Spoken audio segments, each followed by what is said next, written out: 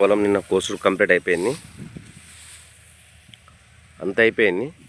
అయినప్పటికీ మిషన్ ధర నైట్ లేట్గా రావడంతో అక్కడక్కడ విడిచిపెట్టిన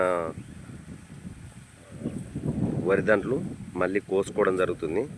ఎందుకంటే రైతన్నవాడు ఎక్కడ గిట కొద్దిగా అంతా కష్టపడి ఒక్కొక్క దానికి నీరు పెట్టి పెంచుతాడు కాబట్టి దాని విలువ తెలుసు. కాబట్టి మనం రైతన్నలము ఇట్లా ఒక్కొక్క ఇత్తును గిట సేద్యం చేసుకొని పంట పండించిన తర్వాత కొంతమంది అందరిని అనడం లేదు, కొంతమంది మాత్రము అన్నము ఎక్కువైందని చెప్పేసి దాన్ని సల్లేస్తుంటారు, వదిలేస్తుంటారు.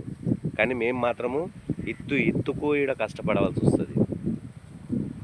నేను ఎవరిని తప్పుగా ఉద్దేశించి మాట్లాడడం లేదు. దయచేసి అన్నాన్ని వృధా చేయొద్దు. అన్నం పరబ్రహ్మ స్వరూపం అని చెప్తున్నాను, అంతే. నేను మీ శేఖర్. Thank you. సబ్స్క్రైబ్ చేసుకున్న వాళ్ళు సబ్స్క్రైబ్ చేసుకోండి, ఎందుకంటే మీ సపోర్ట్ నాకు ఎప్పటికి ఉండాలి. ఇప్పటి వరకు 149 మంది సబ్స్క్రైబర్స్ నన్ను ఆదరించినందుకు వారందరికీ మరొకసారి పాదాభివందనాలు. జై శ్రీరామ్.